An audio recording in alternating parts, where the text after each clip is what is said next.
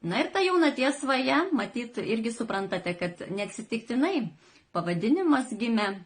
Tai iš tikrųjų jaunaties svaja yra mano asmeninių pokyčių pradžia bei virsmas. Nuo svajų praktikos viskas prasidėjo, nuo minčių, užrašymo, tikėjimo savo svajomis ir veiksmų svajas realizuoti.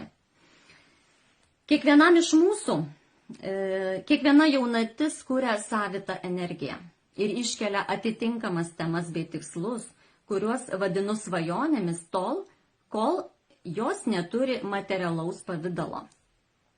Kiekvienas iš mūsų turime savitą svajojimo trukmę, numatytą gimimo horoskope. Vieniems tai gali trukti 15 parų, o kitiems net 60 parų. Kaip įdomu, ar ne? Tačiau kiekvienas turime galimybę pasinaudoti privilegiją, pasvajoti bent kartą per mėnesį. Bent kartą. Ir net 12 kartų per metus. Tai išmanant svajojimo paslaptis, šį skaičių galima net padvigubinti. Įsivaizduojate, kaip tai nuostabu? Tai jau ir ne 12, o 24. Tai, žinios iš tikrųjų mums daug teikia. Asmeninis svajojimo stipriausias metas yra Saulės grįžimo momentas, asmeniniai naujieji metai. Nauji metai visuomet asocijuojasi su nauja pradžia, tikslais ir svajonių siekimu. Tai kaip ir šiandien pasitinkame būtent kinų naujuosius metus, ar ne, tą stebuklingąją tokią jaunatį vandenyje, tai iš tikrųjų labai toks palankus metas yra išsikelti savo naujus tikslus, naujas svajones. 12 parų nuo Saulės grįžimo momento, nuo gimimo dienos, jūs turite 12 asmeninių jaunačių kasdien, kiekvieną dieną 12 parų nuo gimimo dienos. Ir po to 12 mėnesių stebite jų manifestaciją. Jei šiandien yra 11 para po jūsų Saulės grįžimo, neseniai šventėte gimtadienį, pasiskaičiuokite, galbūt tai 11 para. Ar 11 mėnuo po gimtadienio, tai irgi vadinasi, liko jums vienas mėnuo galbūt iki gimtadienio, tai yra jūsų svajonių metas. Tai va tas 11-tukas, 11, 11, 11, ar ne, toks prasmingas skaičius galima sakyti. Na, o kas mėnesį apskritai per jaunatį siejame sėklą mėnesio tikslams. Mėnesio. Kai būna Saulės užtemimas, tai būna dar galingesnė jaunatis. Tuomet mes programuojame savo gyvenimą pusiai metų į priekį. Mėnulio užtemimas tai būna labiau toks emocinis apsivalymas, išsivalymas, tai kas yra prikaupta per pusmetį, galbūt ar ne. O Saulės užtemimas tai iš tikrųjų yra viso pusmečio programa į priekį, jaunatis mėnesių į priekį. Tai tokie, galima sakyti, nėra ilgalaikiai planai, bet tai, apie ką mes kalbam šiandien, tai ir pabrėžiu, kad tai yra ir ilgalaikiai planai. Ši jaunatis, šis vakaras programuoja jūsų tikslus, jūsų svajones. Žinoma, mėnesių į priekį, bet ir metams į priekį. Ir netgi 20 metų į priekį. Tai mąstykite iš tikrųjų taip plačiai apie tai. Kaip sąmoningai svajoti ir apskritai ar svajonės, ar visos svajonės pildosi? Gurkštelėsiu.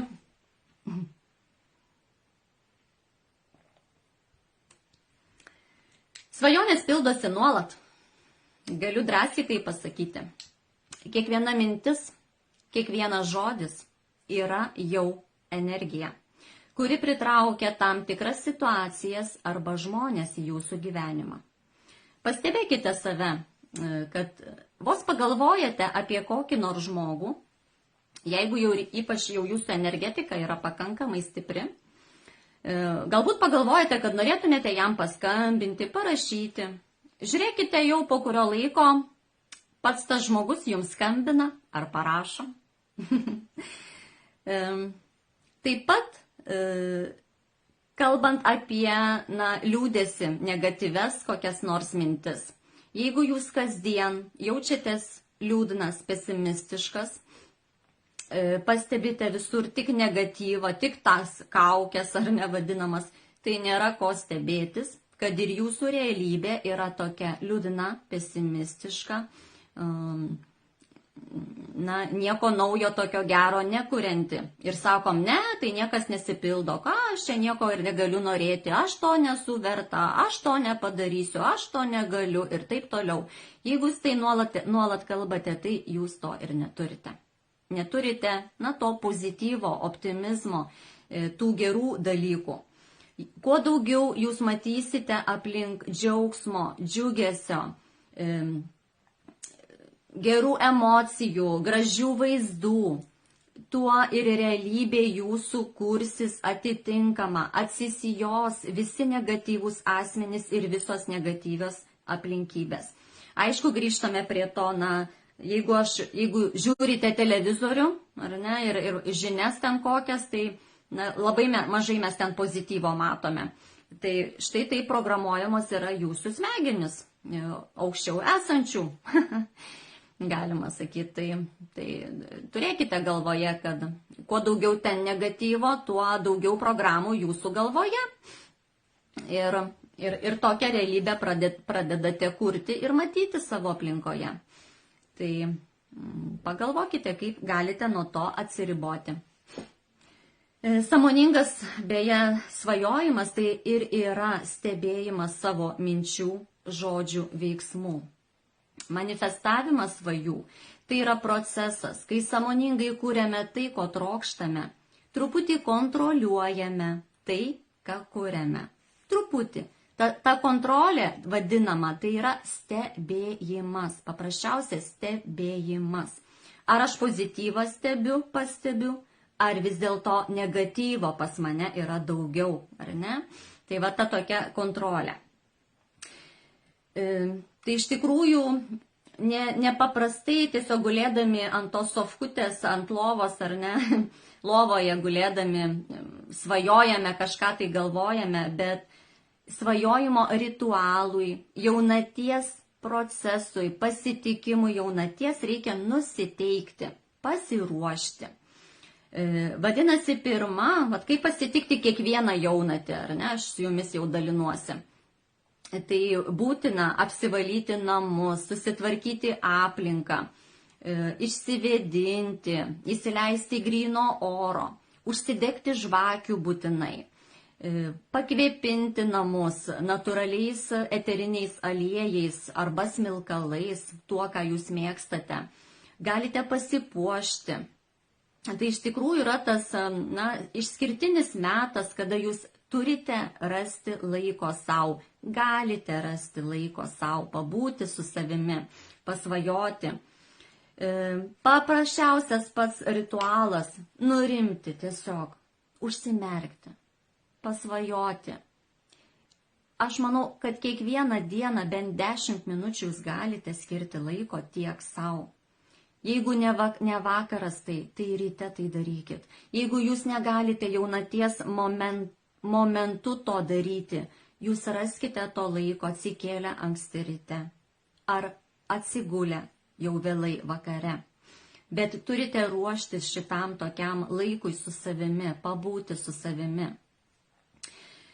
Ir svajonės iš tikrųjų lieka svajonėmis, jūsų tos mintys, žodžiai, tikslai, troškimai ir norai, jeigu jūs tik pamastote apie tai. Labai svarbu mąstyti, be abejonės pozityviai apie tai mąstyti, bet dar geriau užsirašyti. Tai, ką užrašote, išlieka. Tai, ką užrašote, atminkite, tai kyla iš jūsų pasąmonės. Jūs tiksliai jau įvardinate, kas yra jumise. Tai yra susitikimas savotiškas toks su siela, su savo, ar ne, su pasąmonė. Tai labai svarbu yra užsirašyti. Užrašus nepamiršti.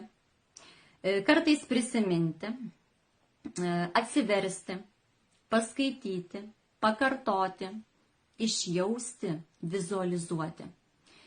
Taigi gal pirmą kartą jūs tiesiog rašydami išliesite tai, ką norite, ar ne, išsakyti, ko jūs trokštate savo gyvenime. O paskui skaitydami galbūt jau pabandysite įsijausti, pajausti, vizualizuoti.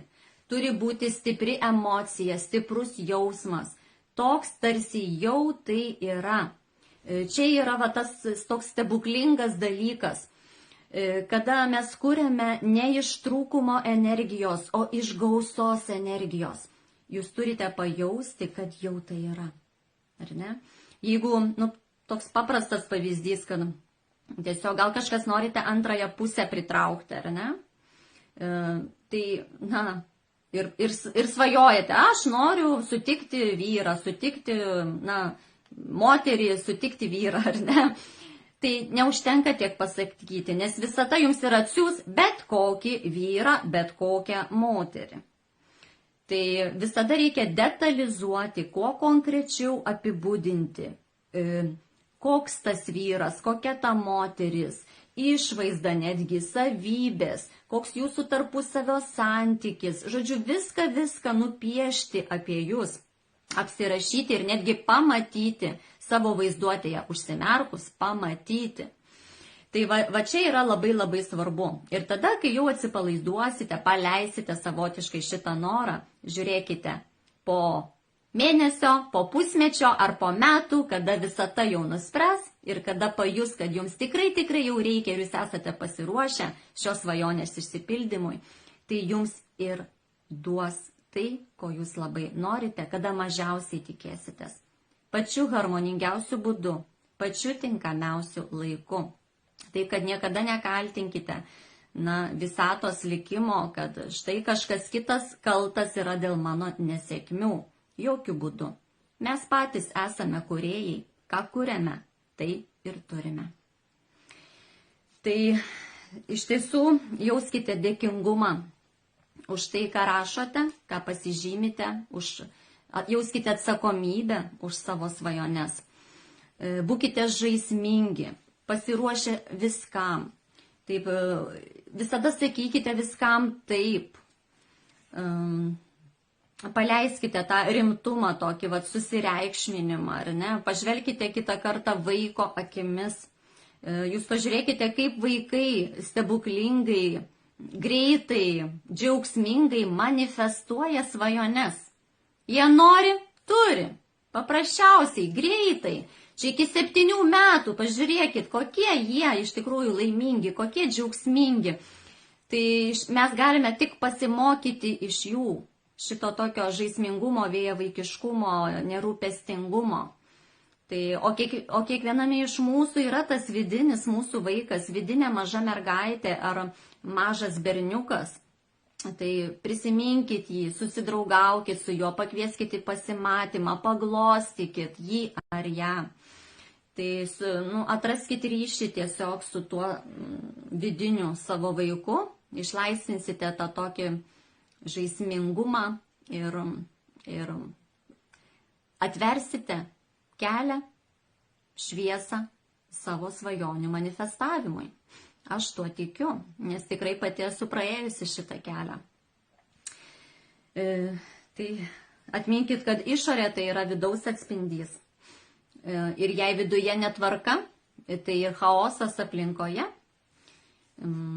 liūdesys, ar ne, ir aplinkoje, ar ten viduje, tai apie kokią pilnatvę, apie kokią manifestaciją, apie kokią gerovę tada galime kalbėti, kai tiesiog patys dar nesusitvarkome su savo mintimis.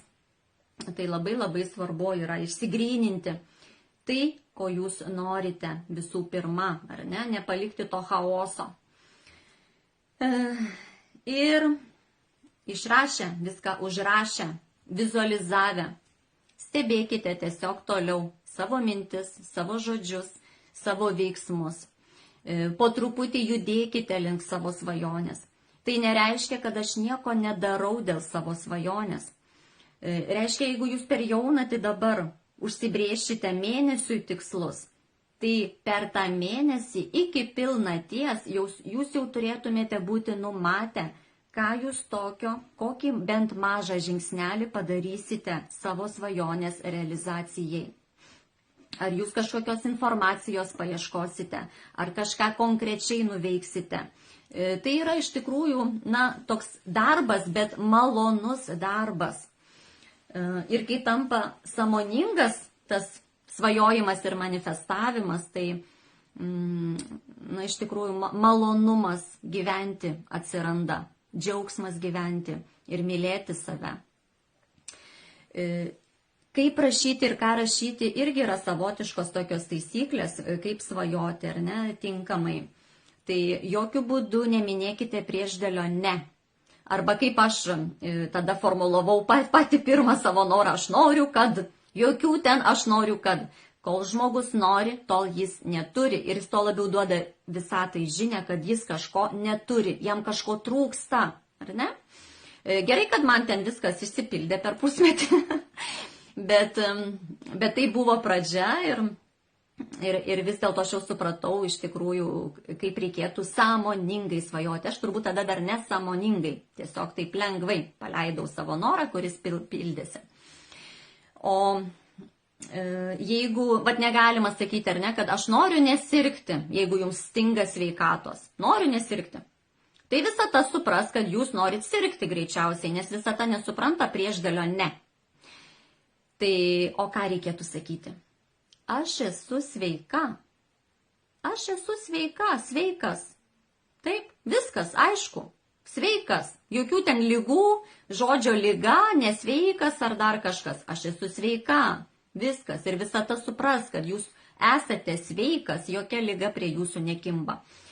Tuo labiau esamasis laikas labai svarbu, ar ne? Aš jau esu, aš jau, dabar. Visa tai yra. Jūsų tos išrašytos mintis, jūsų svajonės, tie tikslai, tai yra ir tam tikros intencijos, afirmacijos. Tai kurias jūs turite, vis paskaitinėti, vis prisiminti, ar ne, bet neįkyriai. Paskaito draugiškai, su pasitikėjimu, su meile, tiesiog su priėmimu, su dėkingumu, skaitote, prisimenate visas tas savo svajonės užrašytas. Būtinai pozityvūs tai turėtų būti teiginiai.